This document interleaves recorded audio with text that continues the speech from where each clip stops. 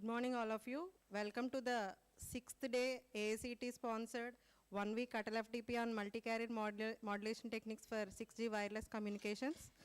Today I welcome Dr.Ch Srinivasrao garu and I request Lalita madam to welcome him.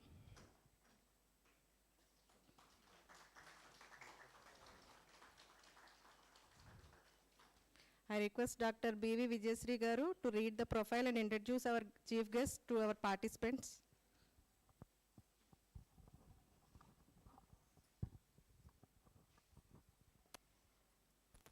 Very good morning, one and all. I am Dr. V. Vijayasri Bolisetti from ECE Department, Aditya University. It's my immense pleasure to introduce our guru, today's speaker, Dr.Ch Srinivasrao garu. Dr.Ch Srinivasrao garu was born in a small village, Goladi, near Bobbili, Vijayanagaram district, Andhra Pradesh, in agriculture family. His parents are C.H.A. Swami and Srimati Saraswati garu. He obtained B.Tech degree from Nagarjuna University and Masters and PhD from JNTU College of Engineering, Kakinada. Dr. Rao garu started his career as a lecturer. Later, he worked as an assistant professor, associate professor, and then as a professor and head, and also served as vice principal of JNTUK University College of Engineering, Vijayanagaram. He served as head of the Department of ECE at University College of Engineering, JNTUK, from Feb 2013 to Jan 2016, and served as vice principal from November 2008 to December 2019. Presently, he is working as a principal of JNTUK University College of Engineering, Nasraupeta, and he is a fellow of IETE, member of IEEE and CSI. He is a member of Board of Studies of ECE, JNTUK University. He is the chairman of BOS, JNTUK for ECE branch and PG courses in ECE. He is a member of BOS for many autonomous institutes under JNTUK. And he is an expert faculty of UGC and has presented 3 expert lectures. He has chaired many session chairs in many national and international conferences. He is acting as a reviewer for many reputed international journals like ACTA Press Canada, IJCA Journal, IJMA, Elsewhere Journals, IE Journals, Springer Journal, and IEEE Communication Letters Journal. He has guided several UG and PG students, and currently 9 PhD scholars are working under him in the area of image and video processing and communication engineering. Already 11 students are awarded with PhD and 2 more have completed their work and awaiting for PhD dissertation. He has published 96 research papers in reputed national, international journals and conferences. He has authored a book titled CBIR Fundamentals and Algorithms and published it by Lab Lambert Academic Publishers, Germany, with Dr. S. Srinivas Kumar garu as a co-author. He has authored a textbook titled Basic Electrical and Electronics Engineering for B.Tech students and published in the year 2016. He has published 4 Indian patents in the consecutive years of 2020.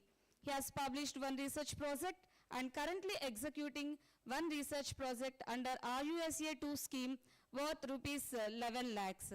Dr. Srinivasrao garu got Best Teacher Award and a Best Researcher Award from JNTUK in the years 2018 and 2009 for his contribution of research. I welcome you, sir. We are immensely waiting for your lecture. We have already attended previously many of your lectures, and we are fortunate to have another lecture as a part of this ATL FDP. Thank you, sir.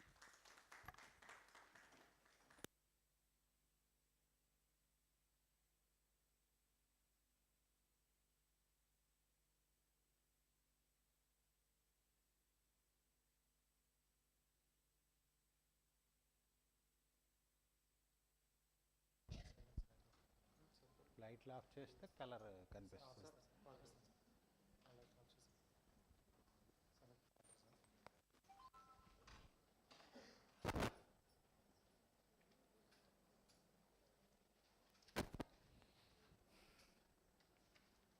ఇది అంతేనా? ఈ రెండు right.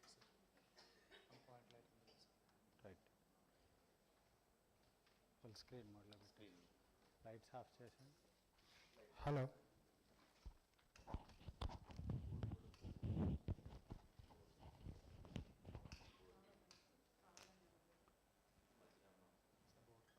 అవసరమైనప్పుడు అడుగుతాను.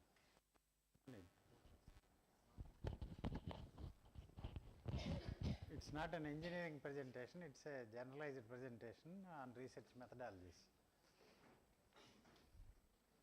So thank you very much. Good morning, friends. At the outset, I would like to thank our good friend Dr. Krishna for inviting me, and I thank the Aditya University for making me what I am today. So today lights off చేశాను.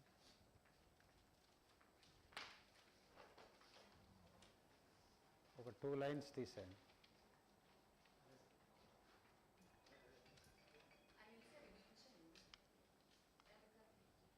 సరిపోతుంది.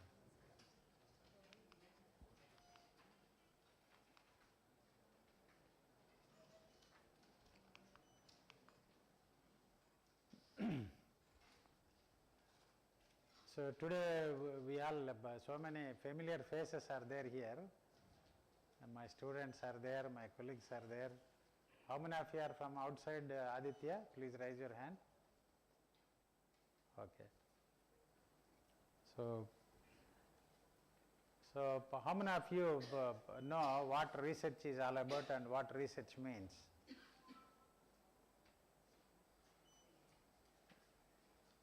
This is not a technical talk, this is a generalized talk. How many of you have completed your PhD? Let me know the kind of audience. How many of you are really passionate to do your PhD, to do research? No one is interested in doing research. How many of you are in need of a PhD? Yes, I am in need of a PhD. మనం సరిగా చేతులు ఎత్తాం. As a teacher we expect students to do. Right. So how many of you know that PhD means doing research? More of an interactive kind of thing. Why? Because it's not a conceptual thing. What research is all about and how to start with research. How many of you are registered for PhD? People who have completed, leave about them. You have registered for PhD. Okay.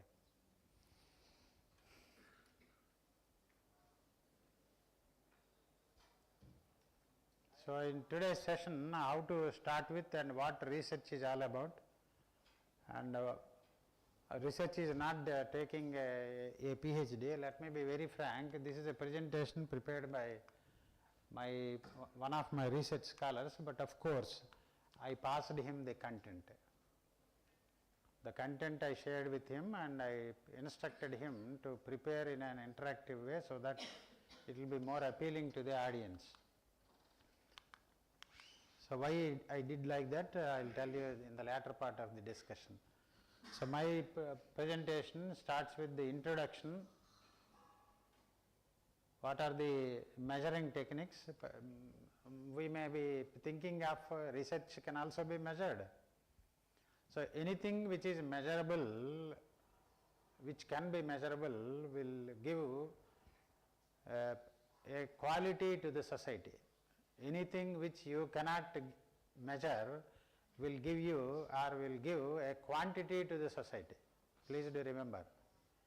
Society means we all. So the ultimate aim of research is something contributing to the upliftment of the society at large. Whatever you do, it will be helpful to the society. Being a senior person or having an age of 55 plus, I have produced a dozen PhDs. I feel that it's my contribution. And if this dozen doesn't contribute anything, my efforts are of no use. That's what the research is all about. And at least some of us will do research or join for a PhD for our livelihood. Let me be very frank. In the process of career growth, some of us will do PhD. In the process of societal recognition, we'll do PhD. In the process of making ourselves abreast with the current day trends and technologies, we'll try to register for PhD and do some work. And everything what you do, if it is scalable and measurable, it will give quality to the society. Otherwise, it will be of quantitative. Quantity means maybe so big. We have seen so many institutions of bigger nature having no quality. It's of no use to the society. Am I right or not? So the third one is multivariate analysis. I won't give much stress on that. Why? Because I am not a sociology background candidate or a candidate which can speak more about societal impact on research. How to define a research problem, and as a communication engineer, electronics and communication engineering is my specialization. I try to use some of the engineering examples in our discussion. And methods of data collection, and this is the final part of it: report writing, research design, data processing and analysis, sampling, and I'll throw more emphasis on hypothesis testing and statistical methods. Can anyone give me an idea what do you understand by the term hypothesis? If you can understand the term hypothesis, we are half done in doing your PhD. If you can be capable of defining your problem, you are half done. If you are capable of identifying your problem, you are half done. You are capable of formulating the problem properly, it is well done. Completely you can, you are on the track, it means.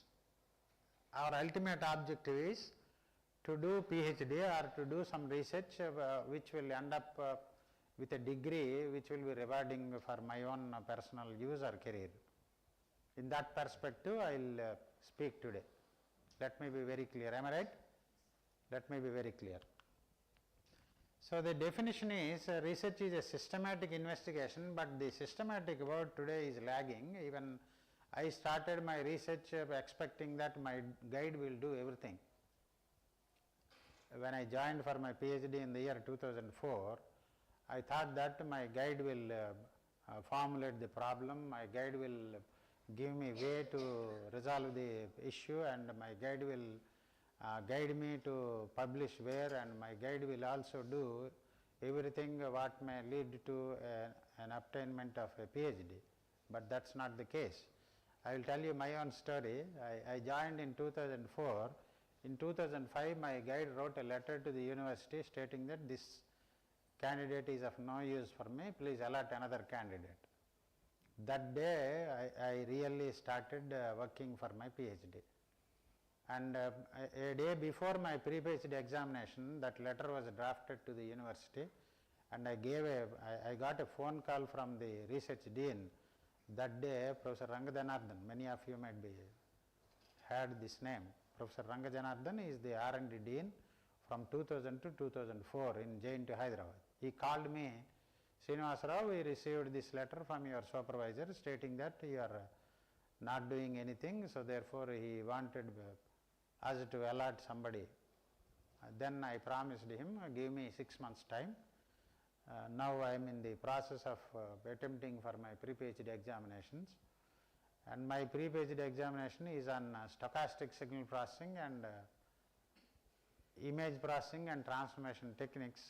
For your information, we have not studied digital communication, we have not studied digital signal processing until then, and we learned everything by our own. In a single go we used to clear because of that statement letter drafted by my supervisor to the university.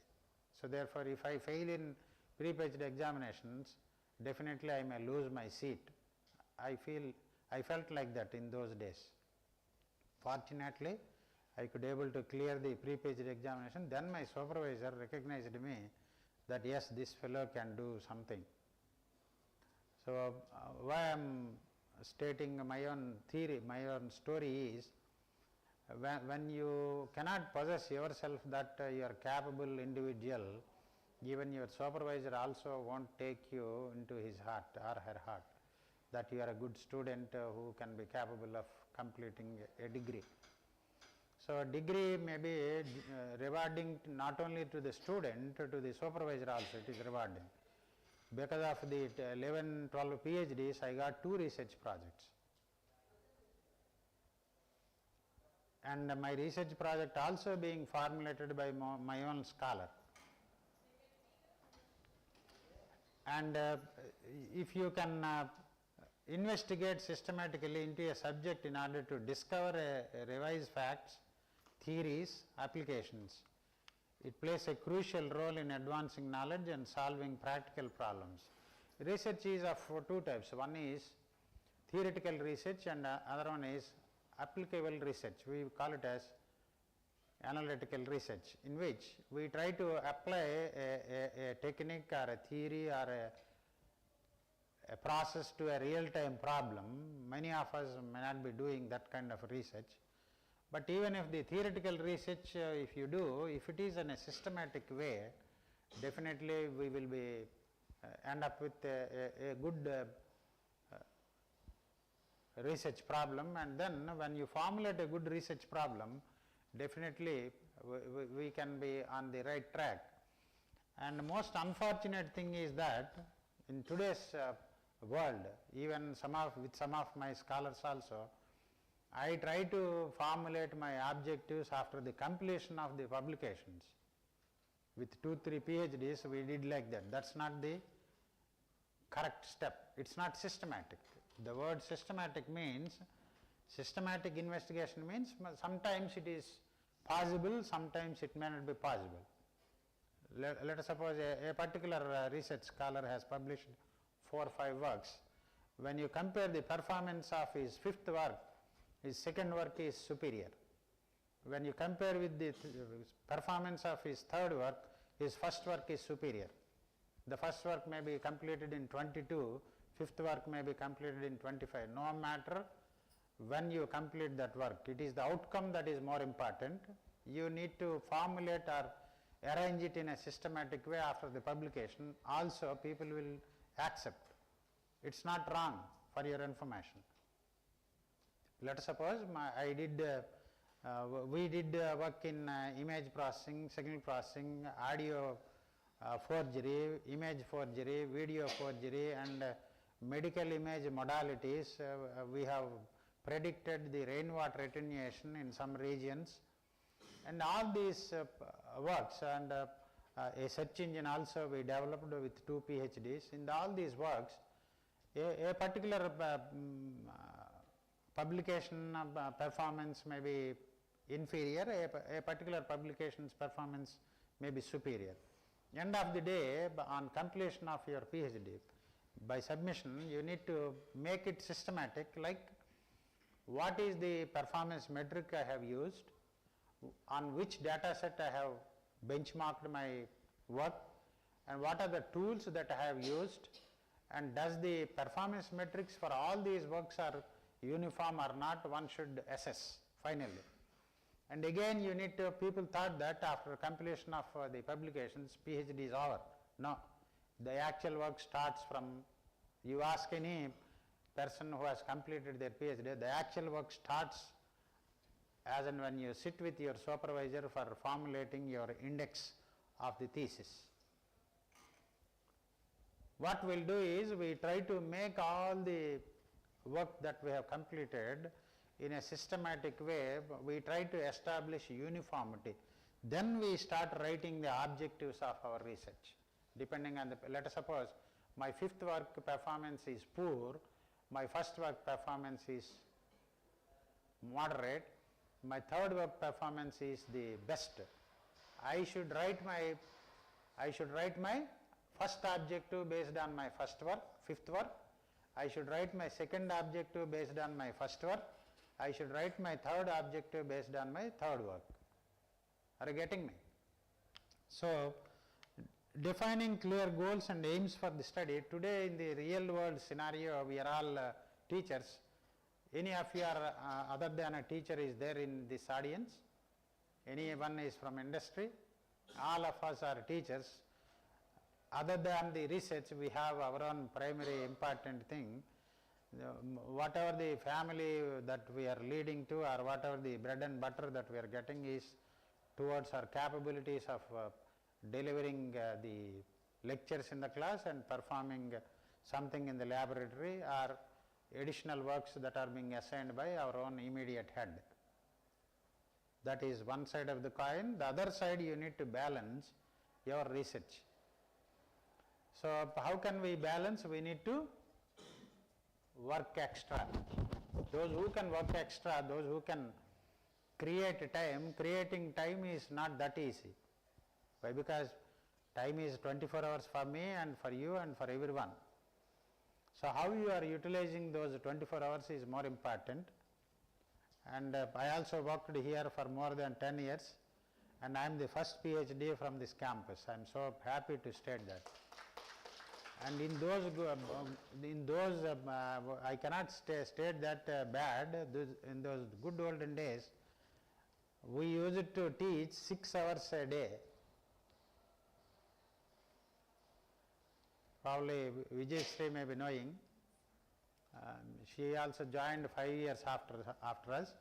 Srinivasrao and myself were the first people who joined here. He is number 1, I am the number 2, and Ramesh is the number 3. Visalakshi madam is the number 4 in this campus. So we 4 used to run the show.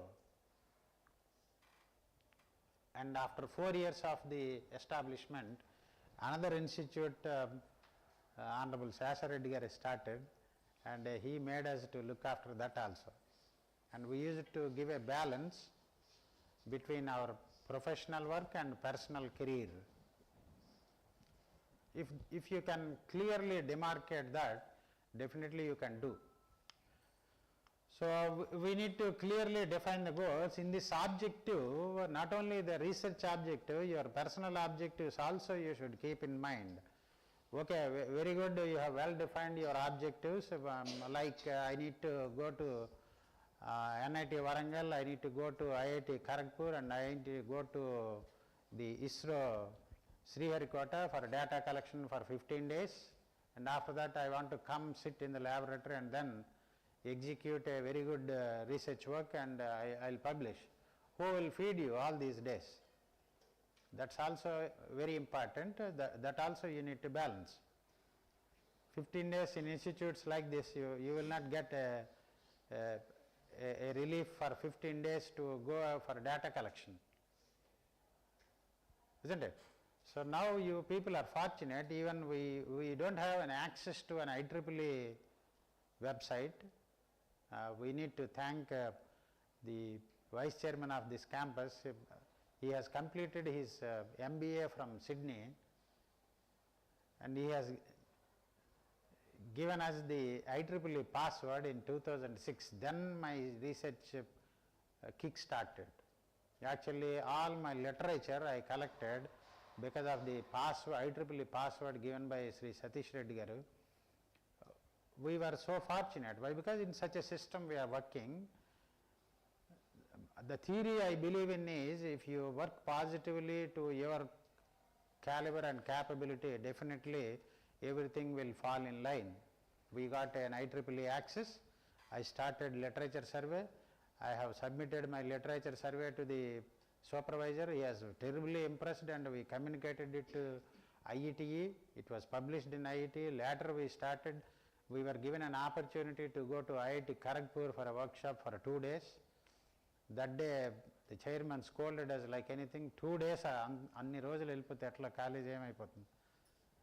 And that day my supervisor used to intervene and requested the chairman.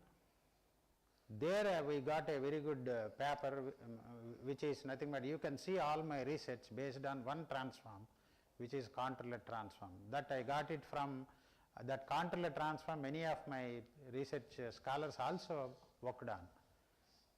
So that paper has totally transformed the landscape of my research. I applied the transform to my work. So like that you need to formulate your objective, and well-defined goals are to be also set. Definitely above all, without the motivating factor, like ఇలా ఉంటారు కొంతమంది, అట్లా ఉంటే కుదురుతుందండి? మీ class రూమ్లో మీరు క్లాస్కి వెళ్ళారు, అందరూ కాసేపు నిద్రపోతూ ఉంటారు, ఊరుకుంటారు. నేనైతే కొట్టేవాడిని క్లాస్లో. మా వాళ్ళకి చాలామందికి తెలుసు. శాసారెడ్డి గారు వచ్చి శ్రీనివాసరావు గారు నమస్కారం పెడతాను, కొట్టద్దండి బాబు అని. నాకన్నా ఎక్కువ శ్రీనివాసరెడ్డి గారు కొట్టేవారు స్టూడెంట్లు. Why? Because we were given such a responsibility by the higher authorities. ఏదైనా తప్పు జరిగితే మేము responsibility తీసుకుండేవాళ్ళం, like our own children. So the motivation should be there. If we are very well motivated, definitely we can do that. Motivation బాగా రావాలంటే మనం చిన్న exercise చేద్దాం. Okay? I want one male and one female volunteer. Please come over here to have good motivation. So give her a big round of applause. What is it? Right. I'll tell you 3 statements, 2 truths and 1 lie. Many of you might be knowing it. And I also request these two, madam and the gentleman, to also state 2 truths and 1 lie. So I'll first state, later I'll tell you which is the truth and which is the lie. The first truth is that my truth statement.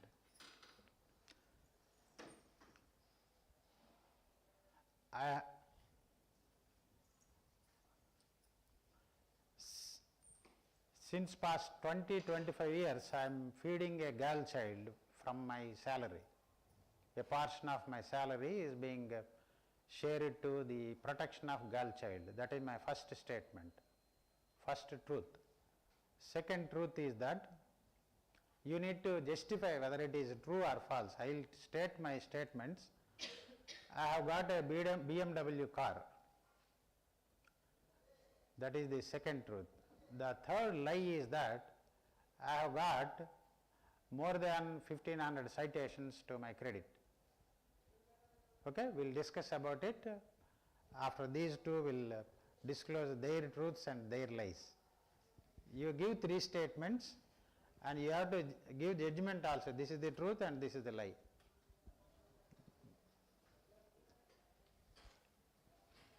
The truth is, I have my own house. And another truth. It may not be a real truth or a lie. Okay. They have to just judge. They have to judge. I am really working hard to feed my family. That is another truth. And the lie is, I am happy. Okay. What's her name, madam? Myself, Kalyani, sir. Kalyani from EC department. EC department. Okay. So every month I was been having a lot of working hard. Other than 24 hours I am completing. Everyone is having 24 hours, but in my life I am having more than 24 hours. Is one my statement. Is it a truth or lie? That they should know. And you tell. That is, yes, it isn't true. Okay. First truth. First truth. Second truth is? Second truth. So to complete that particular statement, I have to work some other spatial parts. That is another true. Next, a lie is I keep on giving very fake news. Okay. Now you judge the statements. Madam will tell first, or I am the first person. I will tell you the way. Is there problem? So I don't have any BMW car. I am having a simple Maruti car. That is the lie. And since past joining of Aditya, I am feeding a girl child every month by sending, it's an auto debit by sending some amount to the protection of girl child. That is again another truth. And the third statement also, I am nearing 1500 citations, 1400 plus I got. That is the second truth. But the car one is a lie. Being a teacher, we cannot have a BMW kind of car. So we should not dream of that kind of things. Car undi kada chalu, BMW lane vellalane roy em ledu. Car is a car. Madam. And the truth is, I am really happy with what I am having. And one more truth is, I am really working hard to feed my family. And the lie is, I am not having any own house. Okay, good.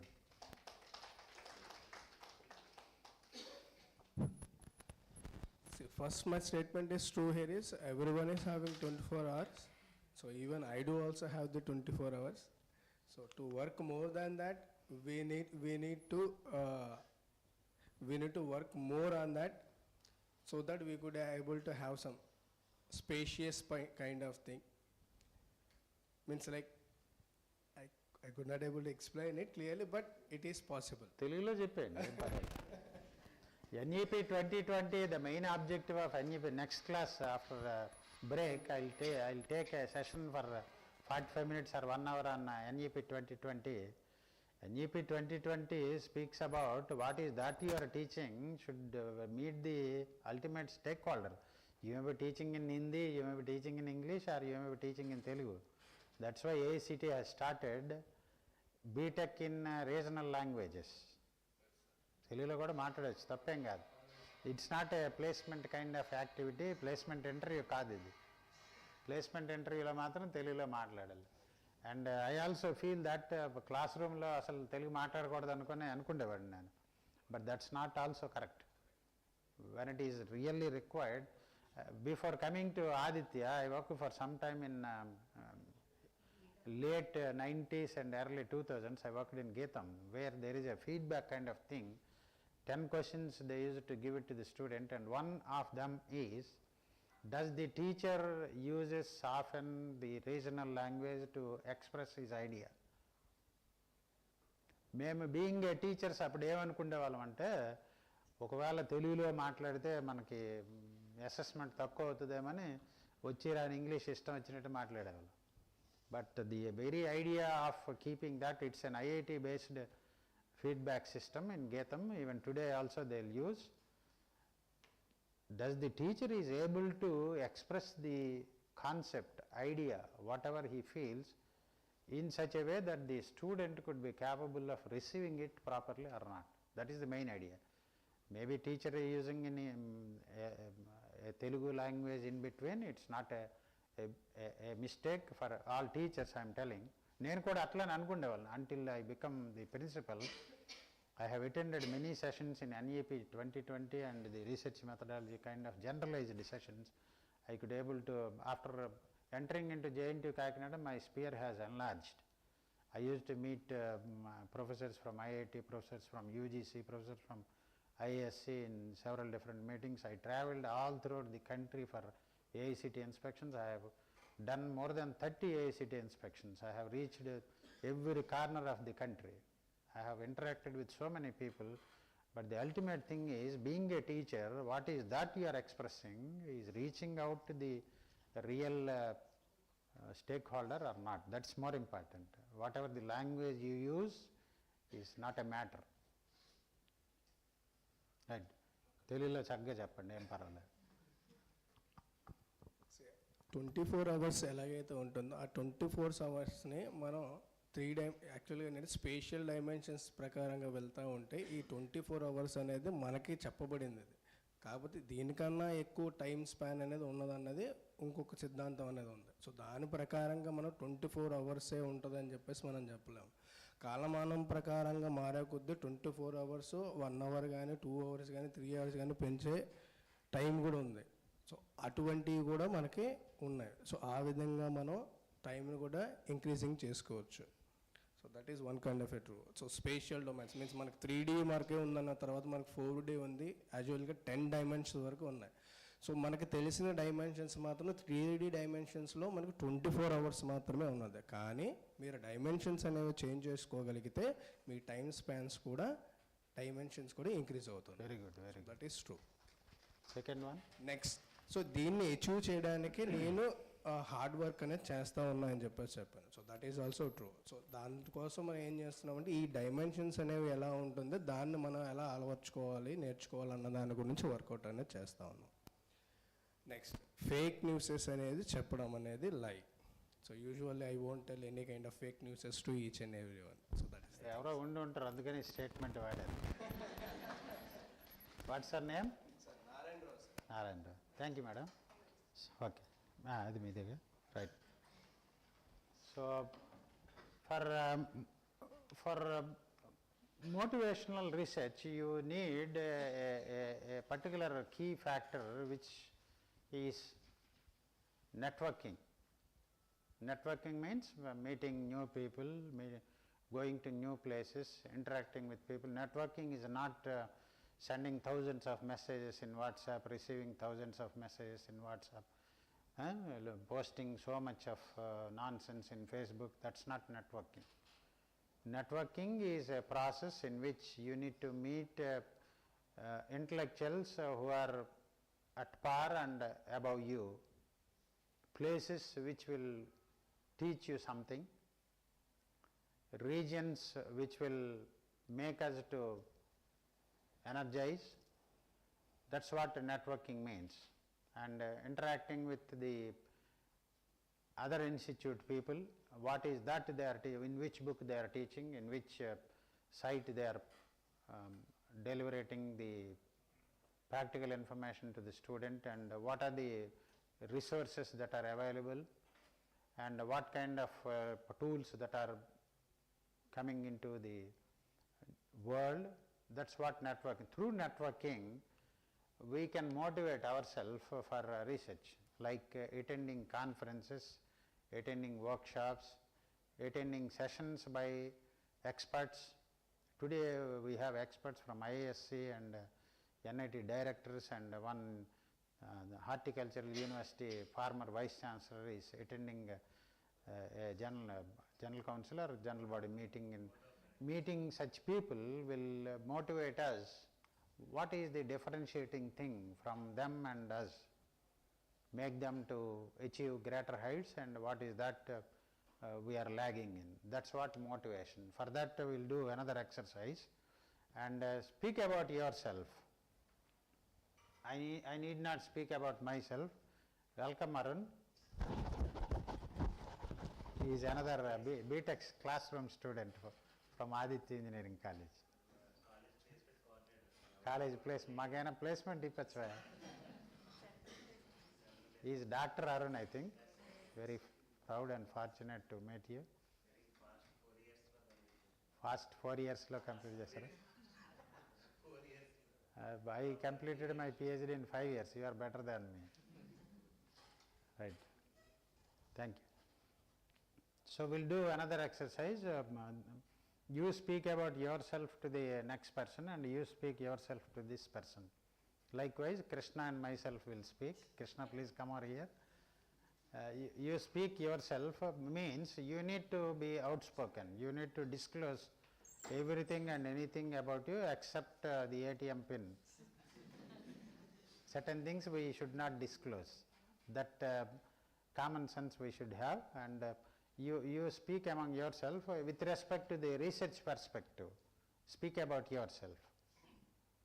Means as a student of PhD, I thought that my teacher will complete everything, but as days gone by, I came to understand that it's wrong, and later I started working. I started attending workshops, conferences, and despite the resistance from my management, I could able to go to higher learning institutes, attending workshops, presenting. I went to IIT Bombay also in 2007 for presenting my paper in a conference. Likewise, I could able to achieve my immediate goal of completing a PhD. So that's about me as a researcher. And after completion of my PhD, after 10 years of completion of my PhD, my immediate target is I should complete 10 PhDs, but I should complete only 9 PhDs after completion of my PhD was completed in 2009. By 19 I completed 9 PhDs. Okay? And later my next 10 years is I should execute at least 5 research projects. Now I am executing my second research project. I should not filing a patent is of no use for your information. Filing a patent, I have filed many patents. My students use it to keep my name for filing a patent. It's of no use.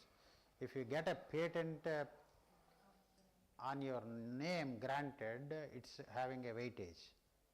Otherwise, publication of a patent carries 0 marks. So now I want to get in the next 5 years before I retire. I will retire after 10 years. Before I retire, I want to get at least 1 patent granted on my name. That's what my research plan. Likewise, you speak with ఇప్పుడు కృష్ణ గారు నాతో మాట్లాడతారు, నేను చెప్పేశాను కదా, my part is over. You speak with the next person. What is that? Speak about yourself. మీలో మీరు మాట్లాడుకోండి, ఏం పర్వాలేదు. Mike, no need of a mike, no need of a mike అక్కర్లేదు, నాకు చెప్పేస్తారులే Krishna. Within a minute you should complete. Within a minute. Take it seriously. That's what networking is all about.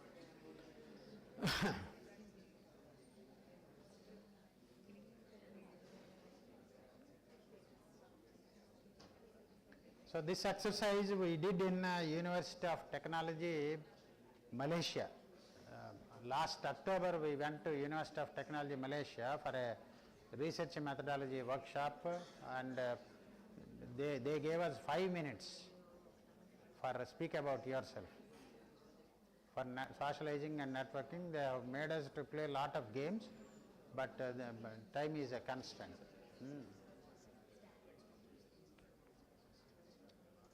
మీ ఇద్దరు మాట్లాడుకోవట్లేదు, ప్రతి ఇద్దరు మాట్లాడుకోవాలి.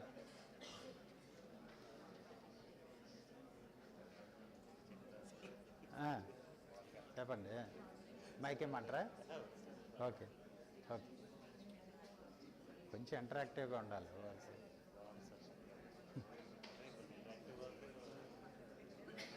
కొంచెం ఫ్రీ ఫ్రీ ఫ్రీ రిజిడిటీ వదులుతుంది అనమాట, కాస్త free అవుతారు.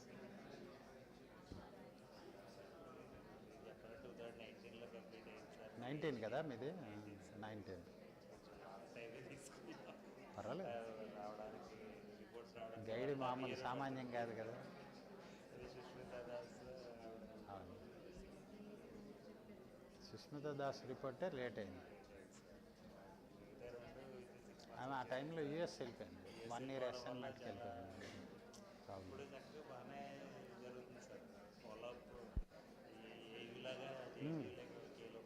బాగుంది బాగుంది.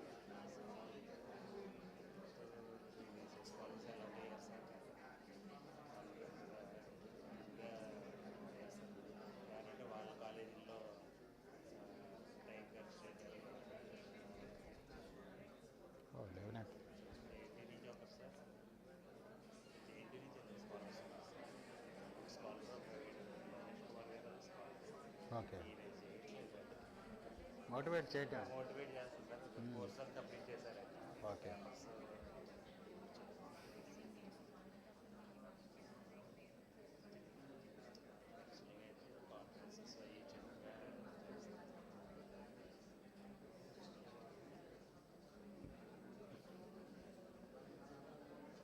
కాన్ఫరెన్స్లు ఇక్కడ కండక్ట్ చేస్తున్నారా మీరు? టేకప్ చేయండి, గ్రాంట్కి రాయండి. ఓకే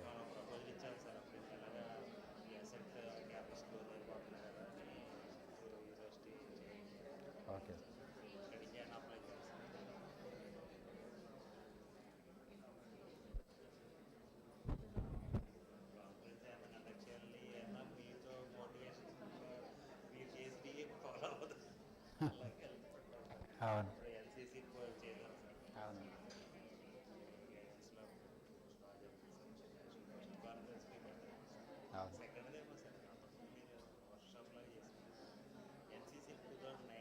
అది మన ఫస్ట్ నేషనల్ కాన్ఫరెన్స్ అది. అప్పుడు నేషనల్ వర్క్షాప్ కండక్ట్ చేసింది.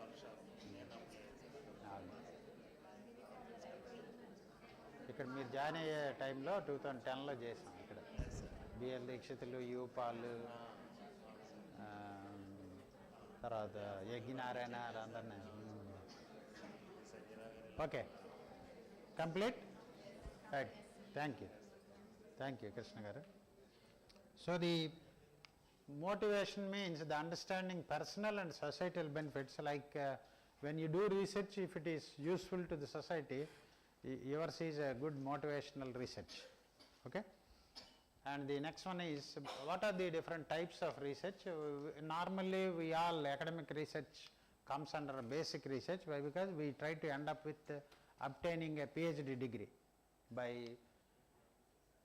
aimed at gaining more comprehensive knowledge. We thought that we will get knowledge, and in that process we will also get a degree.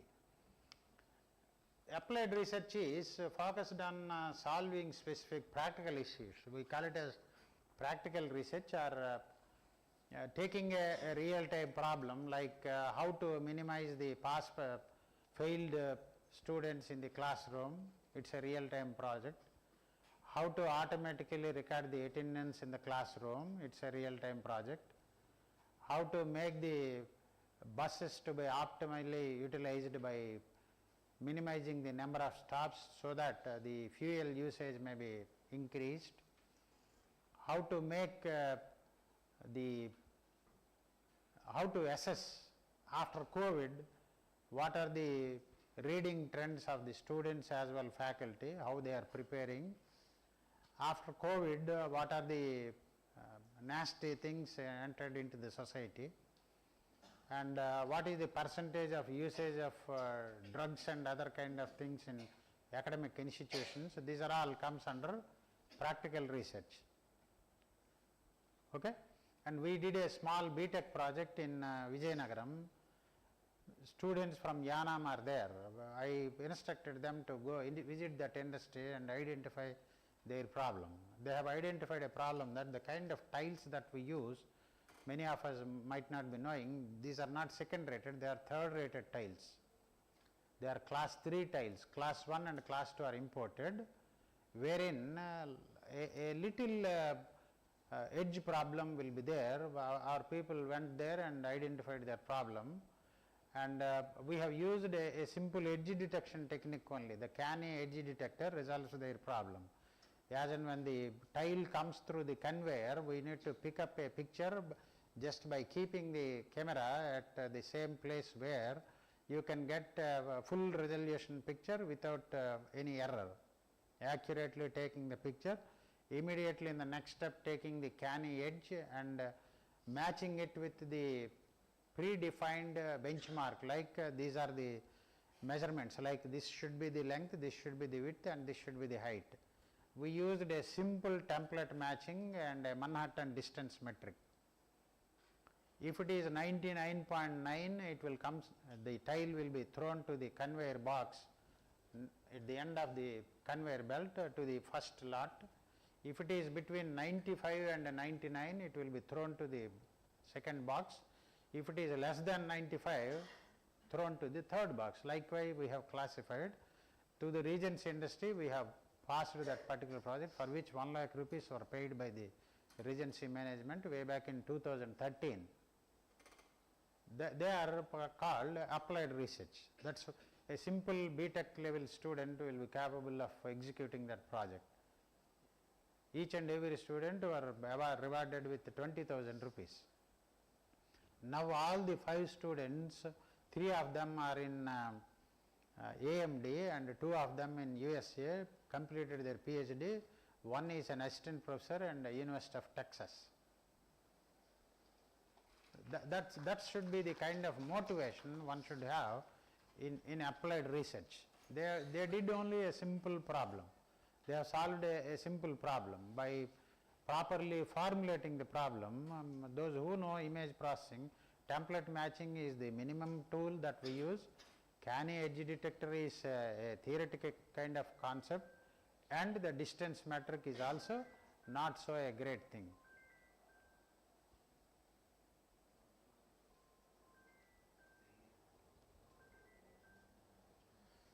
So that's what applied research is, and action research involves a cycle of action and reflection to improve practices, like how to improve the pass percentage, how to analyze the attendance trends of the students. Normally we state that, we feel that if a student attends 100% classroom sessions, he will be never a failure, but it's not the case all throughout.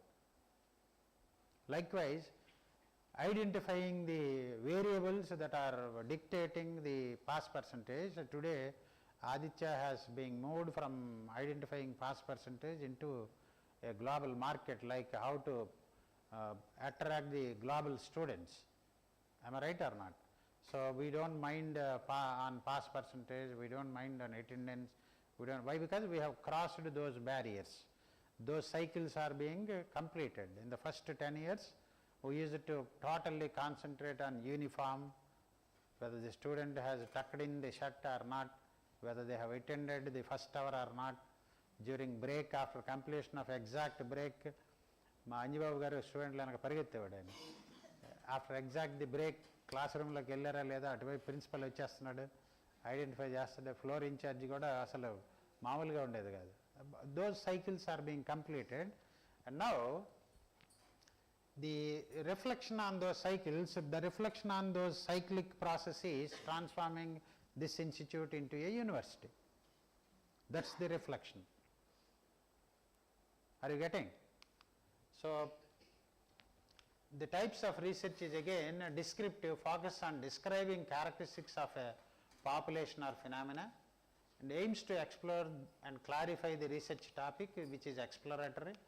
Experimental is many of our all my PhDs are experimental research only. We do some experimentation, we test them against a benchmark, we try to make them compared with the already available techniques, tools or theories that are available in the literature, and finally we come to a conclusion that we claim that ours is a better thing for solving a particular problem. And you need to give a proper hypothesis. Hypothesis is basically two types, a real hypothesis and a null hypothesis. Null hypothesis means always people think PhD chestava cheyalera babu. And when this particular variable is changing, that is being decreasing or increasing. No, that will always be decrease. When student attends classes regularly, they will, Shashareddy garu antaru, they will definitely pass the examination. మనం ఏమనుకుంటాము, వాడు class రూమ్లోకి వచ్చి సరిగా వినట్లేదు, mere attendance is not the parameter to be considered. He should be focused towards the lecture and he should complete the assignments, he should attend to all internal and external examinations. It is a continuous slow process. Why? Because learning should be slow, steady and continuous. We being teachers, we feel like that. So that hypothesis and this hypothesis are differing. Hypothesis is nothing but establishing a relationship between variables. Establishing a relationship between variables is a hypothesis. How to establish the relationship between variables? If it is positive, it will comes out with a real hypothesis. If it is negative, we call it as a null hypothesis. So this kind of analysis is of no use.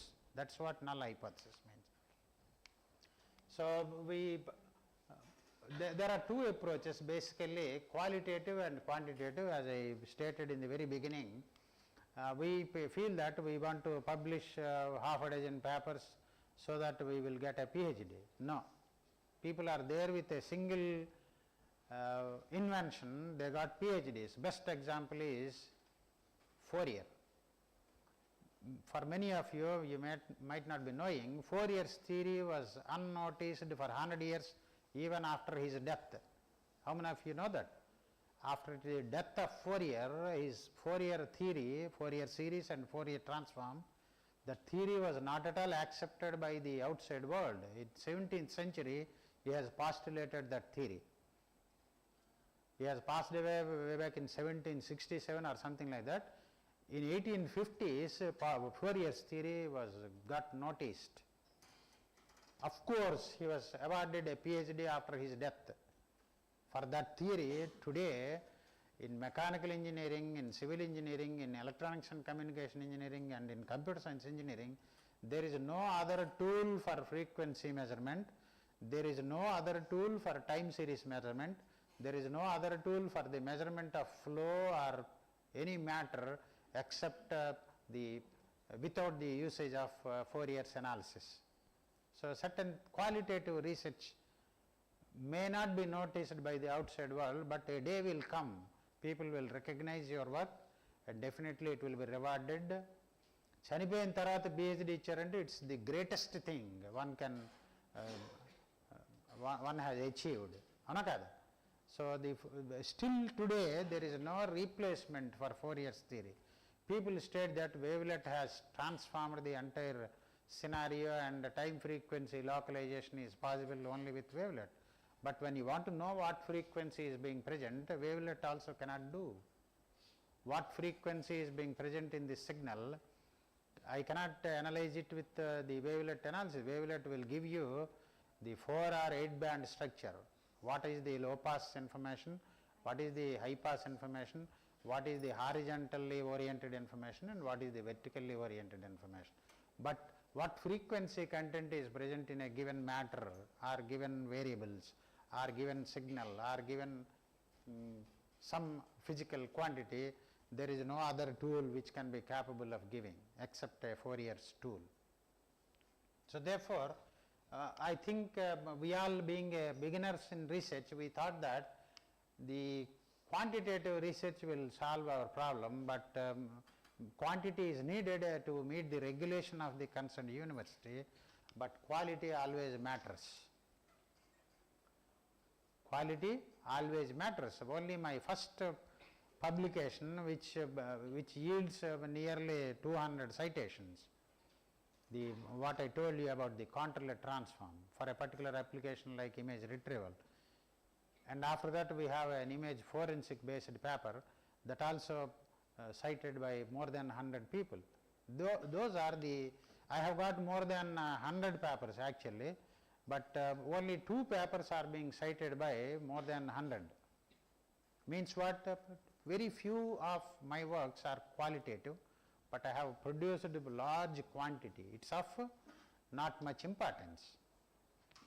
But as a researcher, as a beginner, you need to meet the quantity of 3-4 works are to be published, and at least 1-2 works should be qualitative. It should be some rewarding kind of thing. Focuses on understanding. If we can understand the concepts and thoughts or the experiences, normally we apply for research projects like what is the kind of the problem this crop is being facing today, in order to have a drone to be sent to the field and then picking a picture and identifying the kind of pest that is being the problem for the poor yield. Likewise, people started analyzing, or what is the kind of what is the number of African lions that are being present in the deep forest of Sahara desert. You can send an unmanned drone and then take pictures in a systematic way, thereby you can identify the numbers. Likewise, you need to take some experience into consideration while aiming for a qualitative research. For qualitative research, you need to thoroughly understand the concept, and you should have your own thoughts, and certain research thoughts are not to be shared with anyone and everyone. Please do remember. And you need to experiment by your own. If we need to experiment by our own, we need to have the minimum required skill set with us. Minimum required skill set is there with you, definitely PhD is just not a great thing.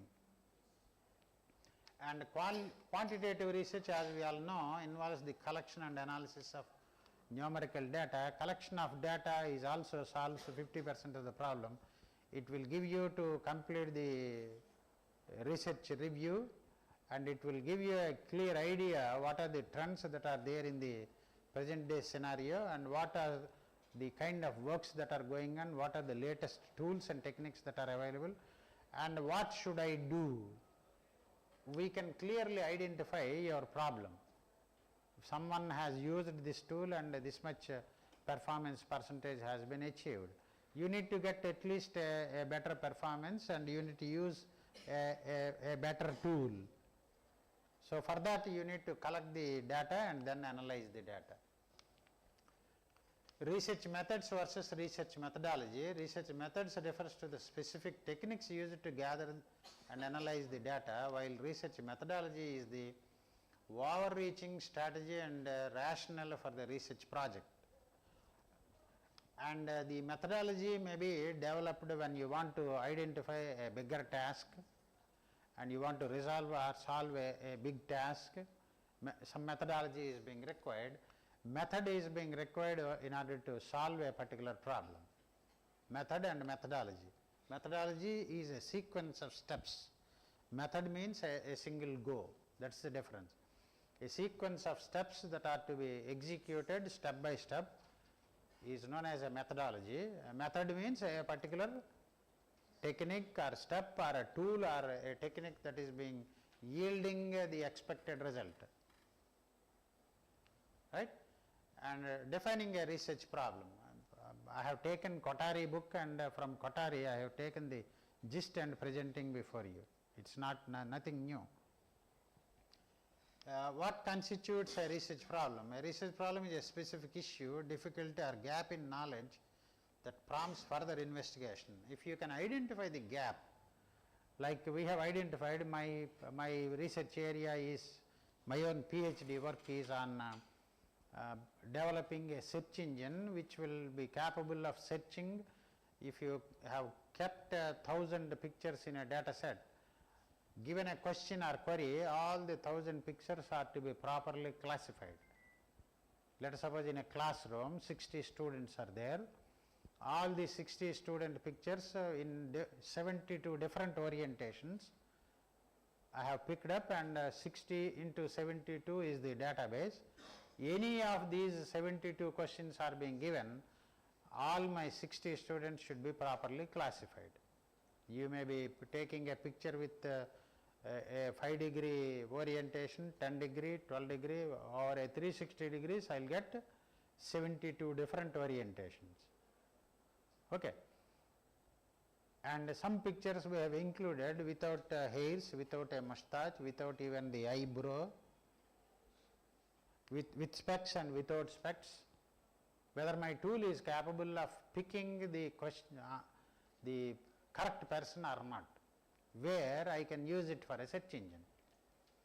Search engines can be capable of identifying or picking the required image through the data set by a query. A query may be an annotated query, like if you type Chiranjeevi, you will be obtaining all the images tagged with the Chiranjeevi name in addition to the movie actor Chiranjeevi.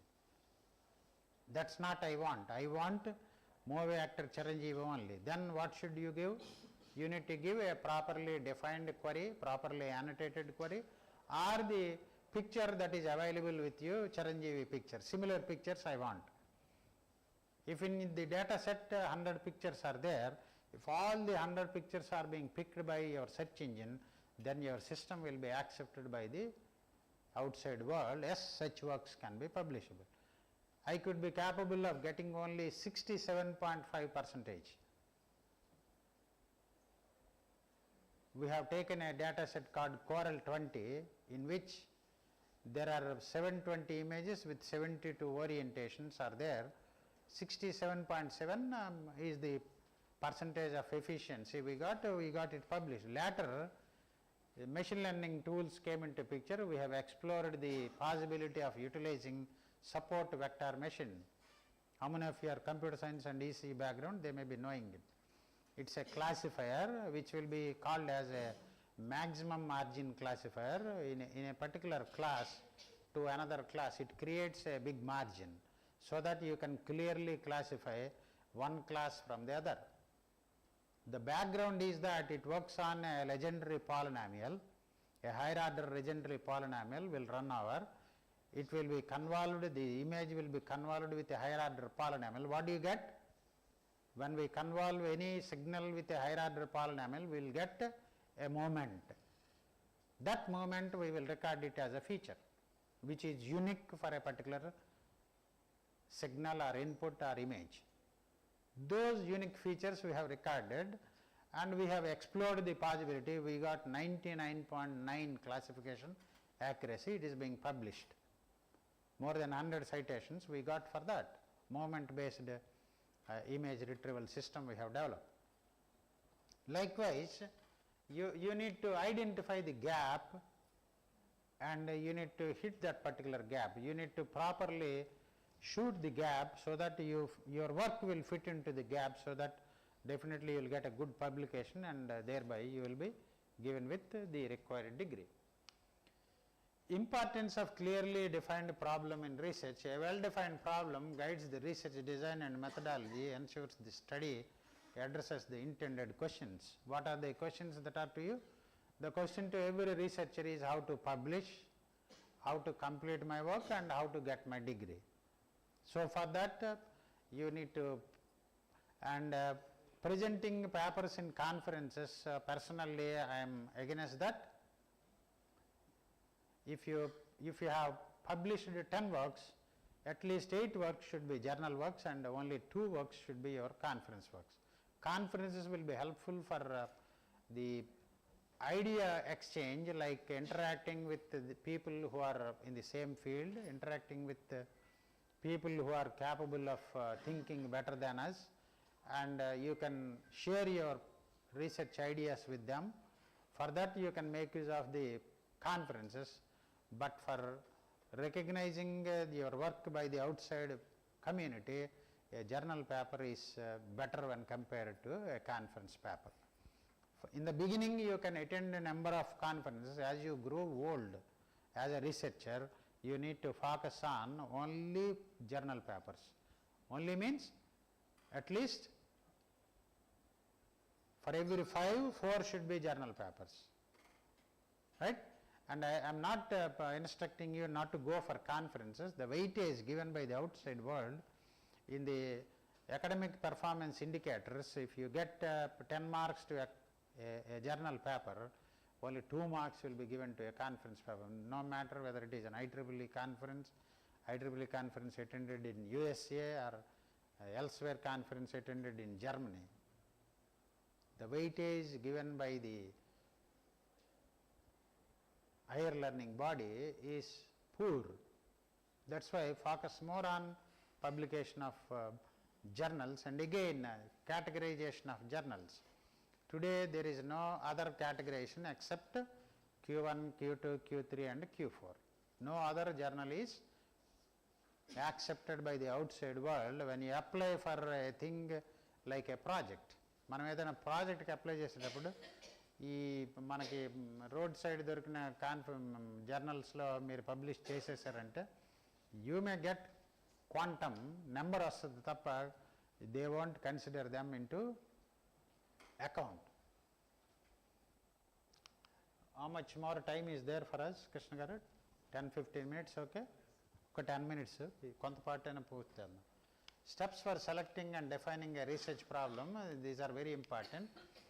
Identifying the area of interest, recognizing the broad topic you want to explore, and these days for every notification 2-3 students approach me and they used to ask me, sir, I want to do PhD, what is your area of interest? Meere cheppandi sir. That should be the common answer we received from students for last 13 years of my stay in JNTU Kakinada. మీరే చెప్పండి sir, మీరే చెప్తే చేసేస్తాను sir. నేను ఏది చెప్తే నువ్వు చేసేస్తే నా దగ్గరికి రానవసరం లేదు. నేను ఏది చెప్తే ఎవడు చేయలేడు. నువ్వేది చెప్పిన నేనే చేయలేను, నేనేం చెప్పిన నువ్వు చేయలేవు కదా. And the second one is conduct A literature review before you aim to start A PhD. You should be in a state of completing your literature review. People like someone will start collecting lot of stuff, and they will end up in a utopia of confusion. You need to take literature as per B.L. Dikshitulu, the greatest person who has introduced image processing to India. Yajnanarayana garu, who has introduced the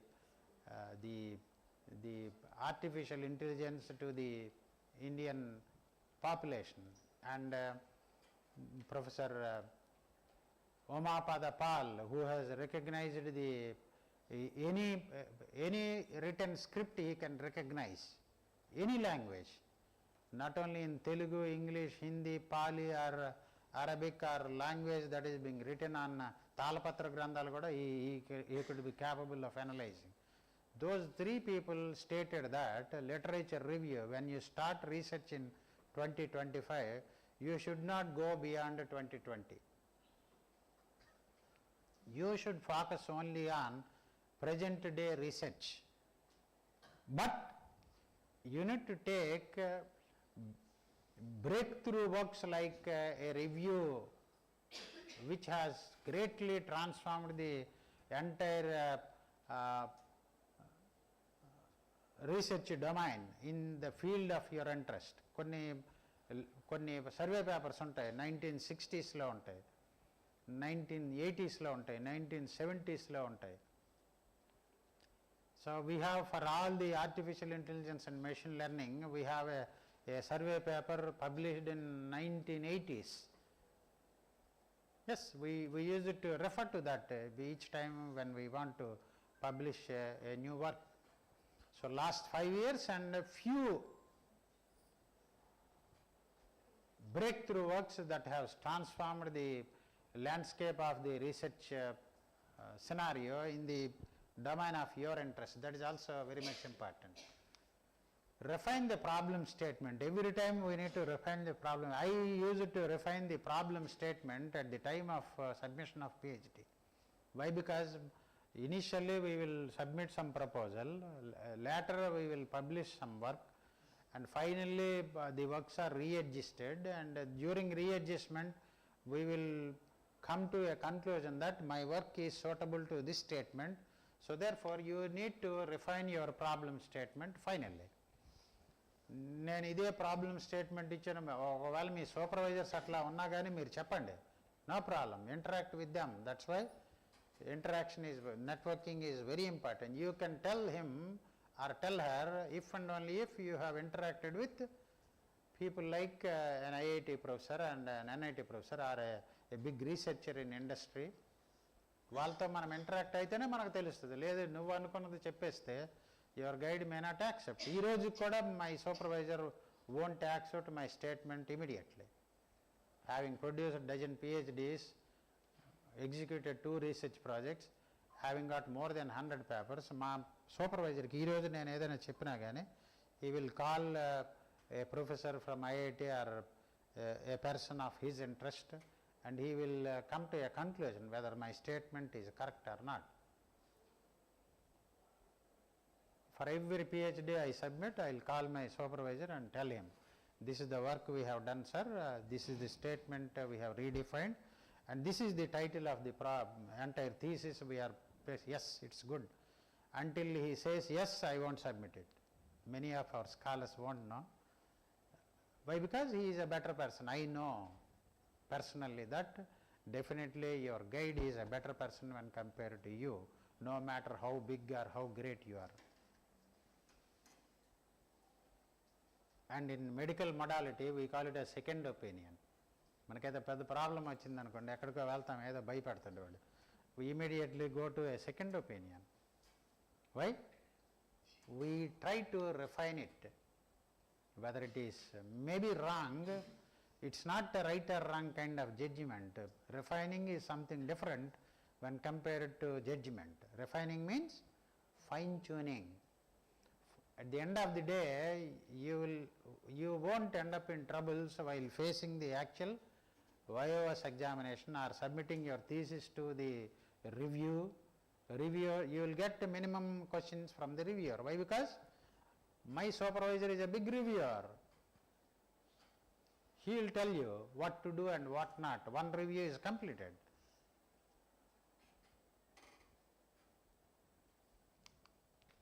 So, literature review and hypothesis development will speak 1 or 2 minutes on hypothesis. So, there are experimental design, descriptive design and exploratory design. Many of us are engineering background candidates. We do not give much emphasis to descriptive design and explorative design, use it to explore new ideas where little information exists. We have got more information, we do. Am I right or not? Majority of our research problems are experimental research. Okay? We now focus on this. Involves manipulation of variables to establish cause-effect relationships. What is that we have stated? Variable and relationship. That's what we call it as hypothesis. So, the hypothesis, if your hypothesis is proper, your PhD will be definitely completed. If you can establish a proper relationship between the variables that you have adapted for your research, definitely it will give you an attainable outcome. Attainable outcome means I will end up with a PhD. I can publish my papers.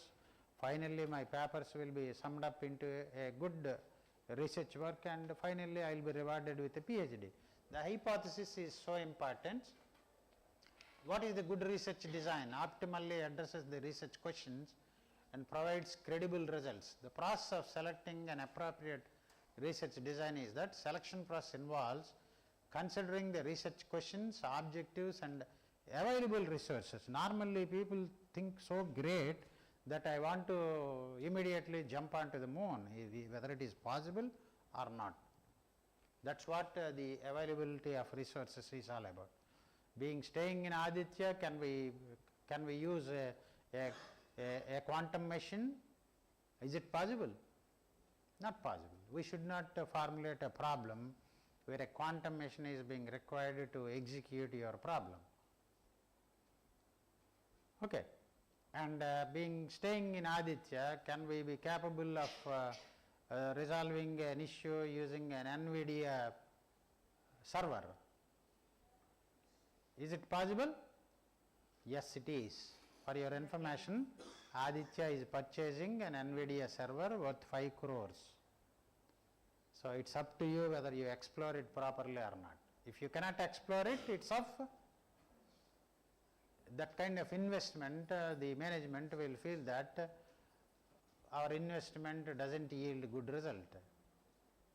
Having great faith in the research community, they are purchasing an NVIDIA server. If you utilize it properly, another better server will be purchased. Right? Available resources also to be utilized by properly asking yourself certain questions, whether I can do this or not, and whether my objectives are attainable or not. I can state so many objectives. My objective is to generate a driverless vehicle.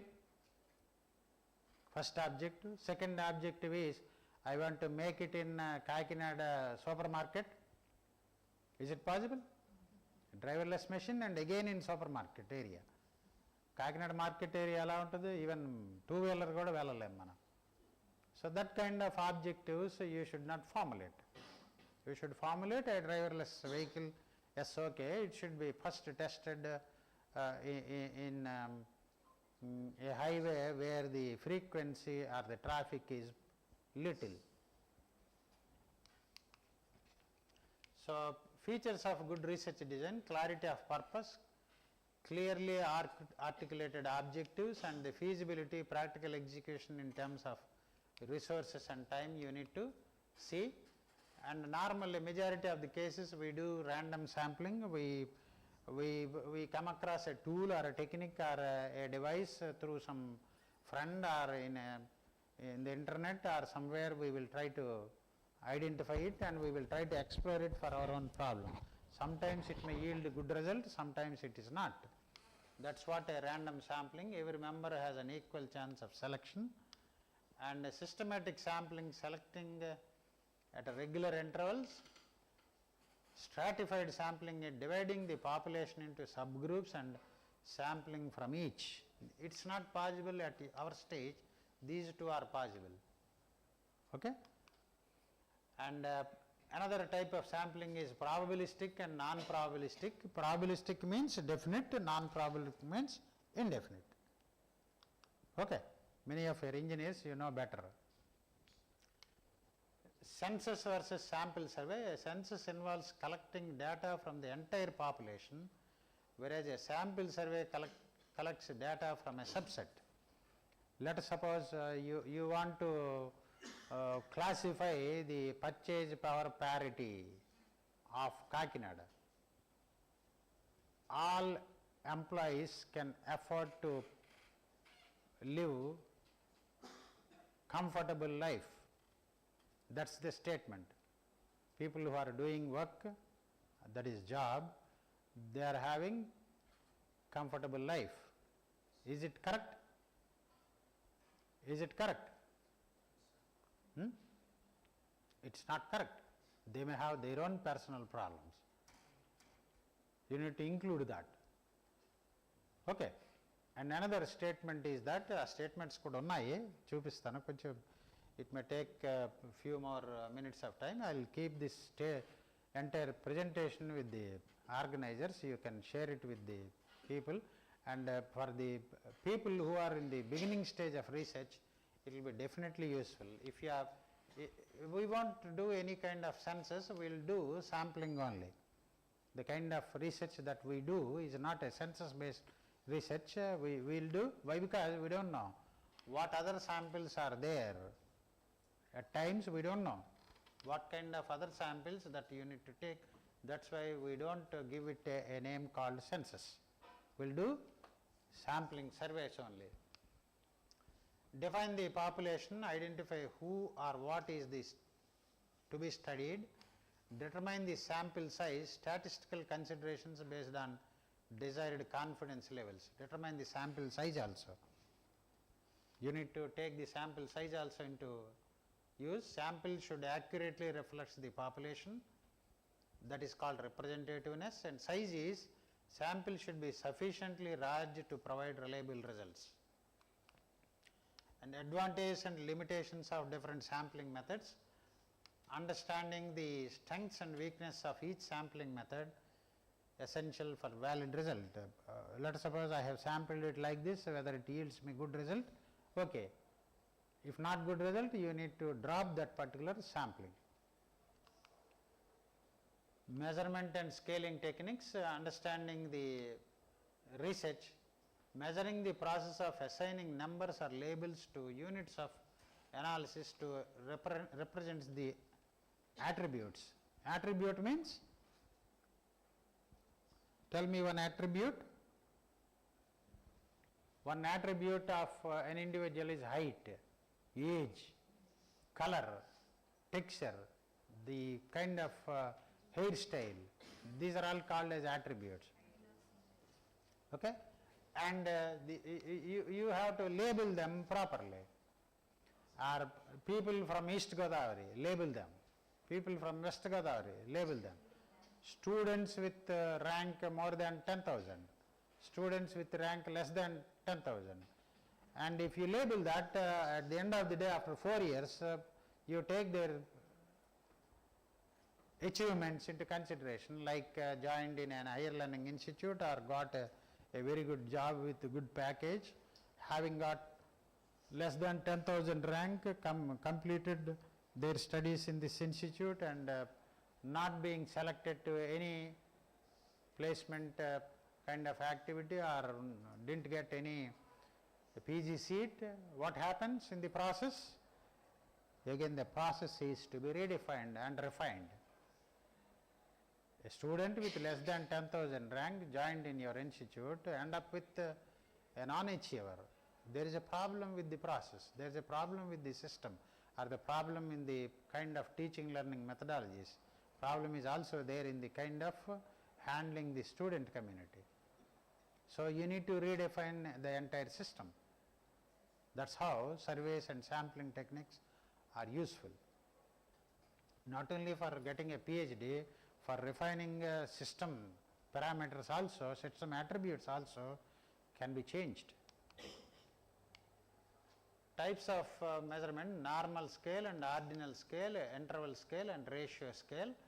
Normally for people, for high quality research which is continuous till lifetime, like a lifelong learner, we can think of these 4 scales. Measurement of errors, normally we do in all circuit branches, we do the measurement of errors, and reliability test also will do. Variability in measurement results and accessing the consistency of results over the time or across different observations.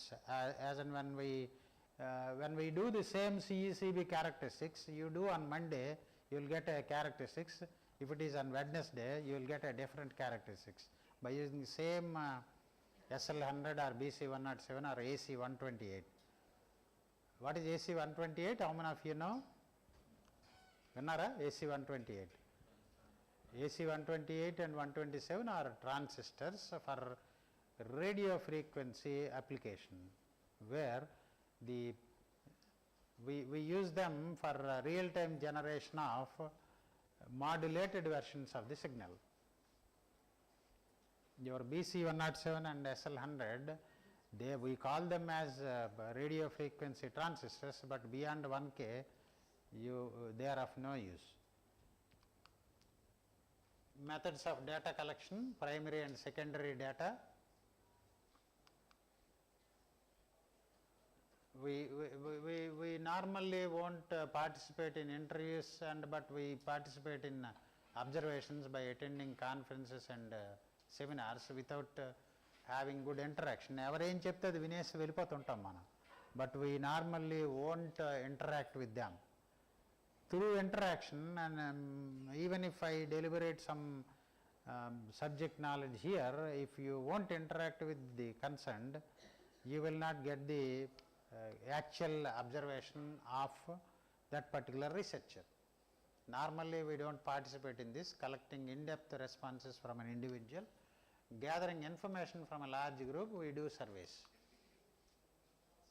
A case study approach, you can take your own research problem, okay? In-depth exploration of a single case or multiple cases within a real world context.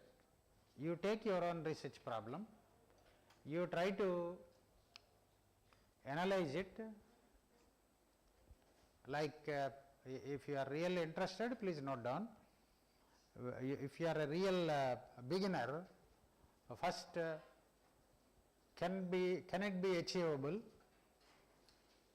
and what are the tools that I am supposed to learn, what are the techniques that what are the for all engineering research, you need to learn few mathematical stuff, and what are the kind of soft computing techniques that I am supposed to acquainted with, and how many similar sessions I have attended. For every semester, manaki semester is a measure kada, for every semester you need to attend at least 2 such sessions, a workshop or a conference in your area of interest. In the first 1 year, that should be the goal.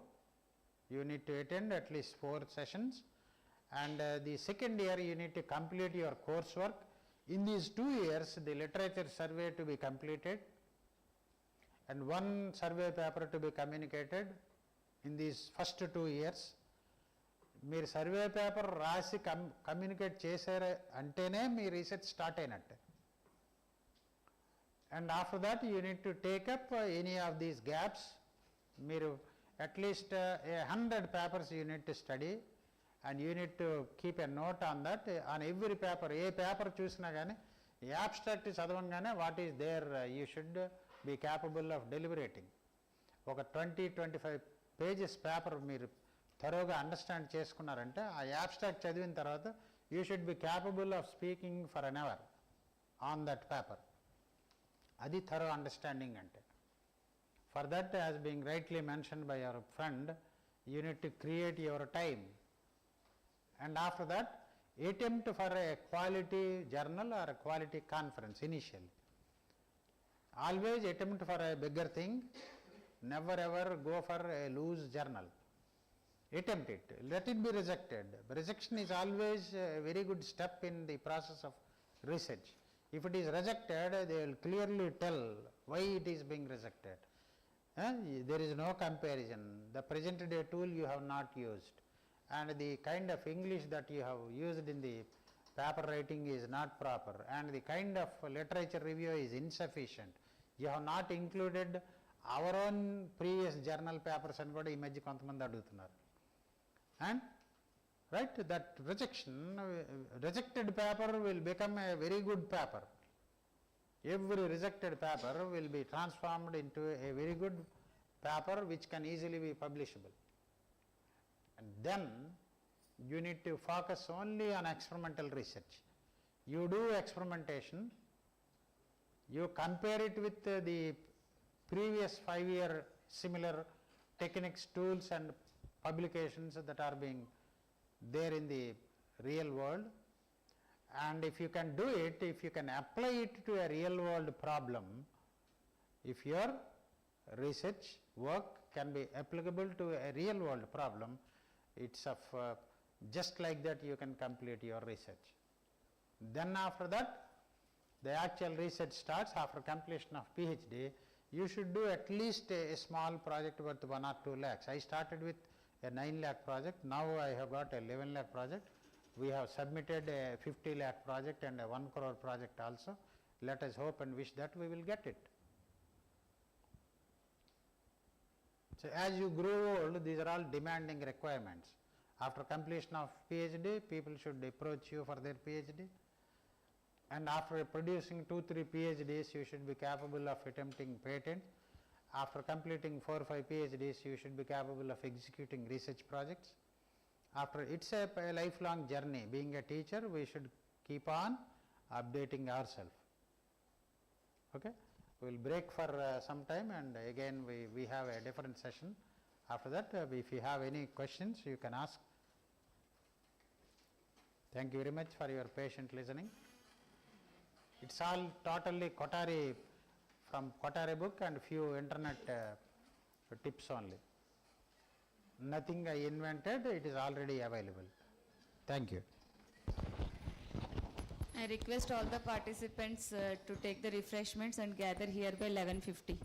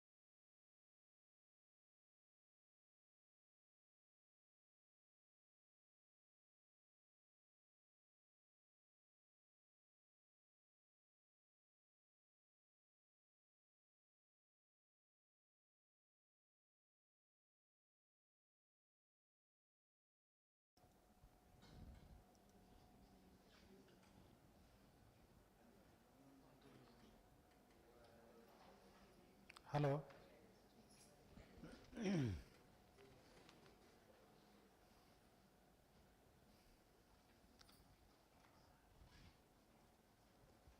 Is it visible? Okay. No need to switch off those lamps. Right. So, it's a mandatory practice in every Atal FDP. We need to have one session on NEP 2020, which is so unfortunate.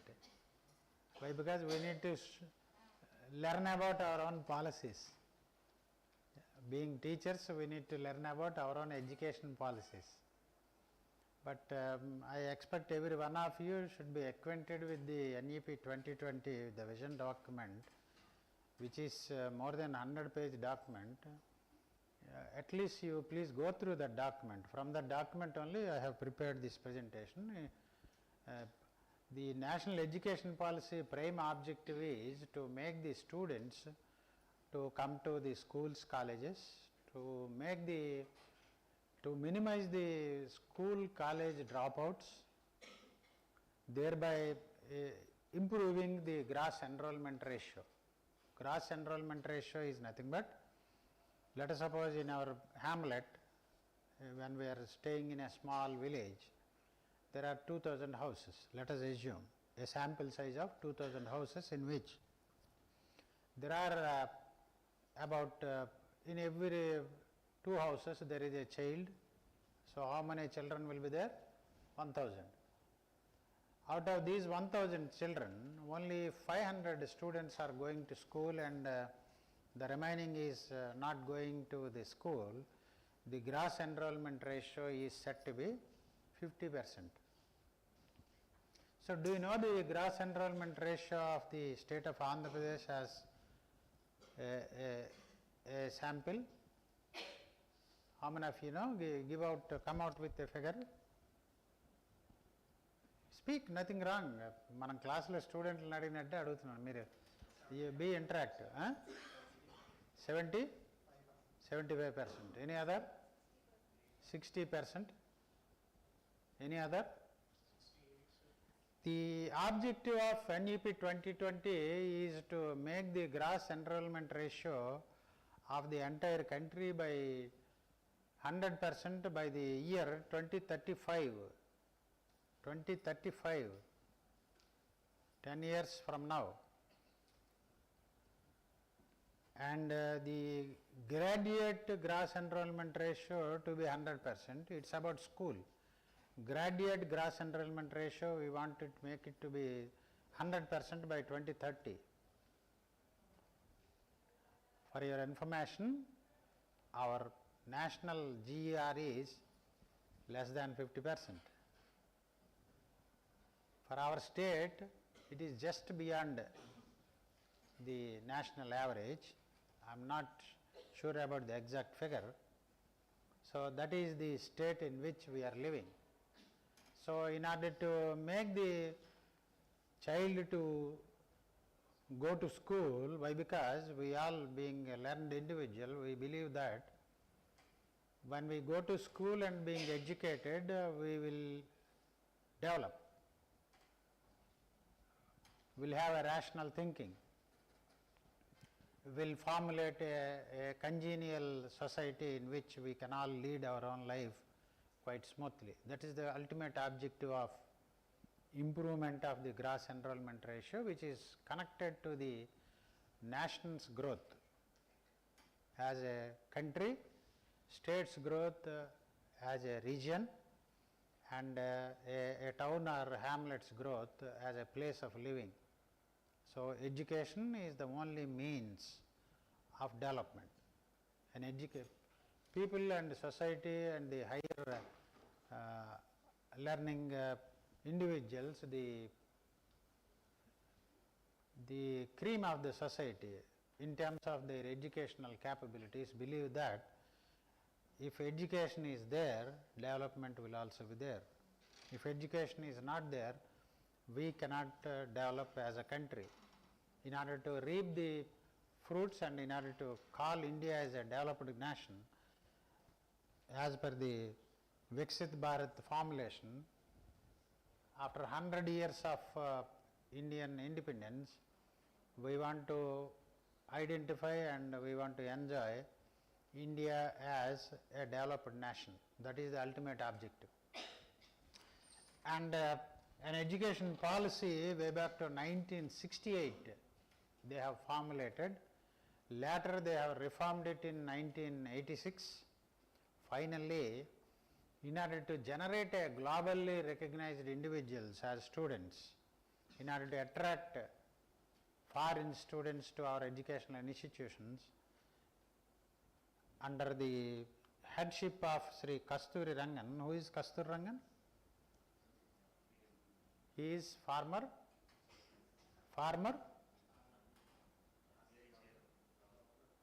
RBI governor. So under his headship, a committee is formulated which replaces the 1986 and prior to that 1968.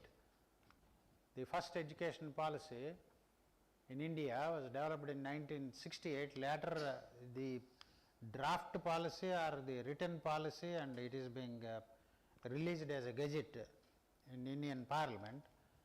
National Policy on Education has come into existence, and later they have drafted a Kasturi Rangan committee. The focus is holistic, flexible and multidisciplinary learning, and it was formulated in 2020. This multidisciplinary learning we have inculcated in our curriculum from R23 for my information. In Aditya University also from R23 only we started offering the minors, honors, electives, core electives, open electives.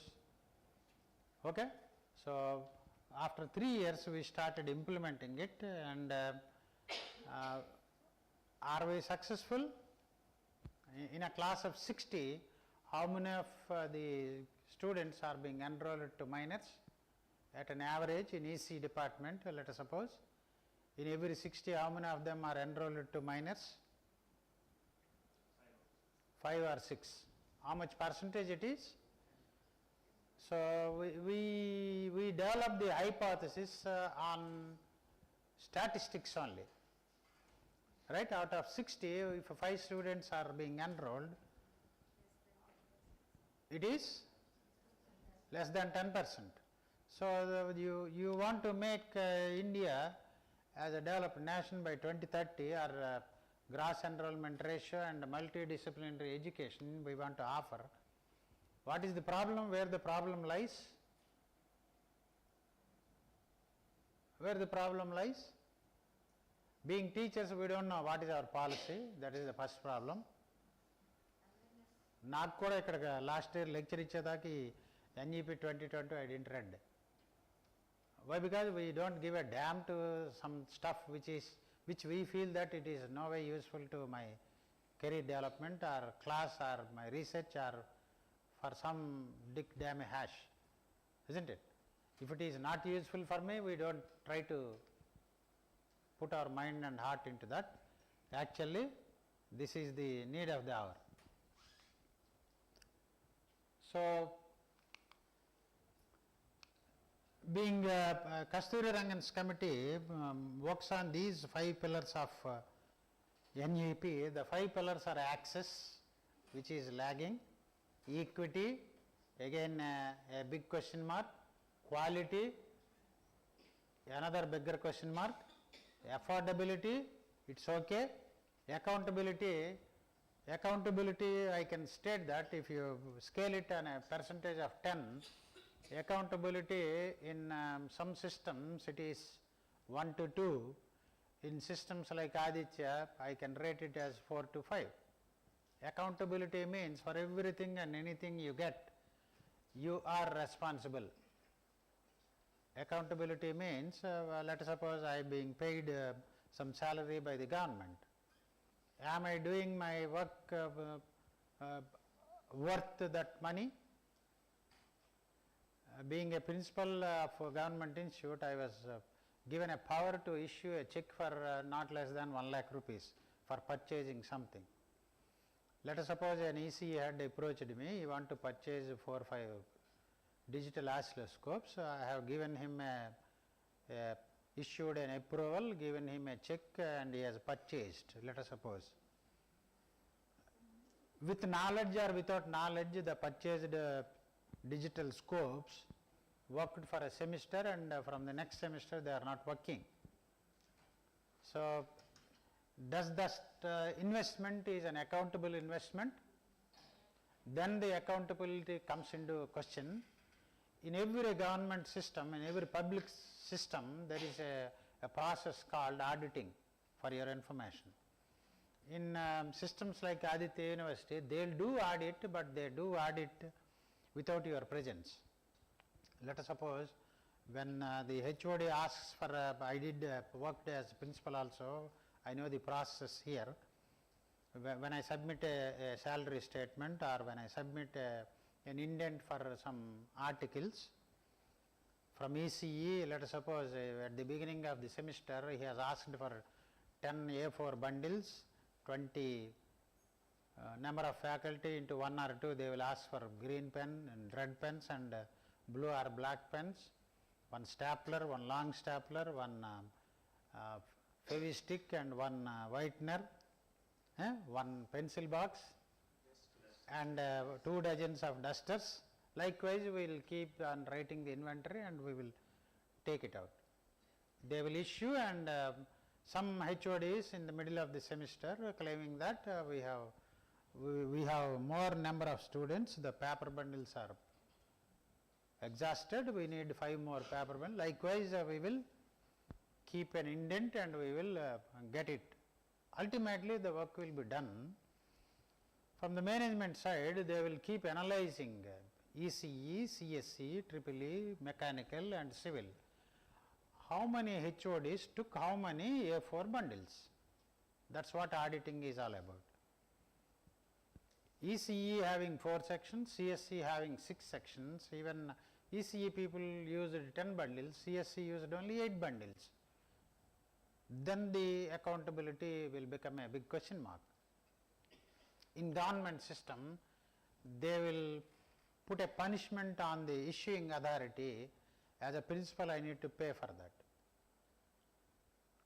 So, in government system, it is there still, but for don't take it into heart. The chastity is lack of opportunity. A good statement is there in English. When opportunity is being given, everybody want to do some mischievous things. These digital oscilloscopes, after a semester, they are not working. And for your information, when you want to make a particular tool or a device to be obsolete, obsolete means it can be condemned. After how much age it is to be condemned? For every electronic gadget, the minimum age is 10 years. For every mechanical or electronic gadget, to make it obsolete, it should attain an age of at least 10 years. So, in the next semester itself it is not working, so I cannot make it obsolete. So, again the same person will call for the technician to repair it. 1 lakh is the worth for 5-6 oscilloscopes. Each oscilloscope for repairing another 10,000. So, 5 into 10 another 50,000. So, in the very next semester, next problem comes another 10,000. Likewise, by the time it obsoletes of 10 years, a 1 lakh worth equipment we will invest another 5 to 6 lakhs. Instead, you have condemned it and purchased a new set of oscilloscopes, you will save a lot of money to the government. That is what accountability is all about. The auditor will come and they will keep everything in writing. Some points they will disclose it to the head of the institute or the university register or VC. Some they won't disclose. They will be disclosed at your fag end, means at the time of retirement, when you expect some return as you have superannuated, they will deduct all this amount and they will make you a big fool if you want to follow the process properly. That is what accountability means. Accountability will pay, if you are not accountable, we need to pay a lot in system. in any system. For example, as I am involved in the government system, as I have seen some of our senior professors suffered for their pension for a minimum of 2 years. In our own EC department, 2 professors waited for 2 years for their pension. Do you know how much is the pension an individual will get? Your basic salary. Half of your actual salary, normally, approximately. Right? So, you get an income which is half of your, at your fag end, at your life's fag end. After that, you are not fit enough to work for the reasons which were, for an engineer, I will tell you a story. My uncle is an engineer, he was retired in Srikakulam district. There is an under tunnel in which over that a canal will be passing.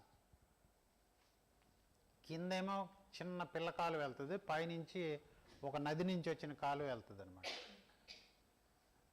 నది నుంచి flow ఎక్కువ ఈ వంశధారలో ఈ పైనుండే కాలుకున్న trenches ఇవన్నీ iron మొత్తం కొట్టుకుపోయింది అనమాట.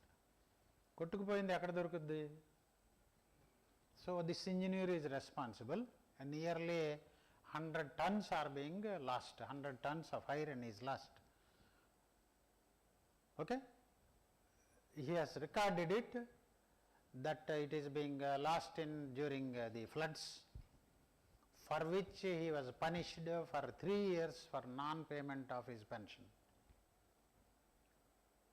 Finally, ఆ రోజు రేట్లు కాకుండా ఈ రోజు రేట్లు 100 tonsకి ఈయన కడితే, it was in 97 it has happened. In 97 he has paid 60,000 rupees. In those days, 8 grams of gold is 5,000 only. How many grams of gold worth? 12 into 8. 120 grams of gold. How much today?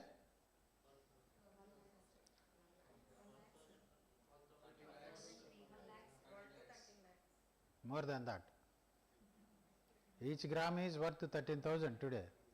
120,000. 120 into 13,000. Nearly 15. Okay? So, accountability is that much worth. Please do remember. ఆయన ఏమనుకున్నాడు, ఆ రోజుల్లో వరద కొట్టుకుపోయిందిలే ఎవరేం చేస్తారు నన్ను అనుకున్నాడు. He is a very sincere engineer and never ever he has got even a black spot in his entire career, but for that he need to pay. That's what accountability means. ఏమండి? Sleep అక్కడ దాన్ని నిద్ర లేపాలేమో.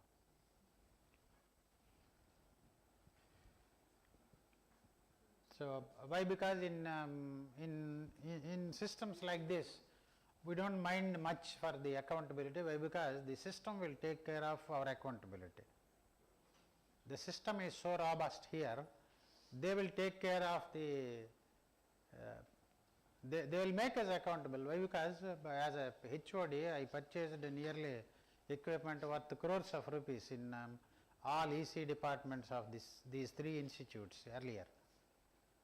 Never ever we were made to involve under financial kind of things. So, Honorable Shasha Reddy garu used to ask me, what is that you want? You give it in writing. He used to call 3-4 vendors.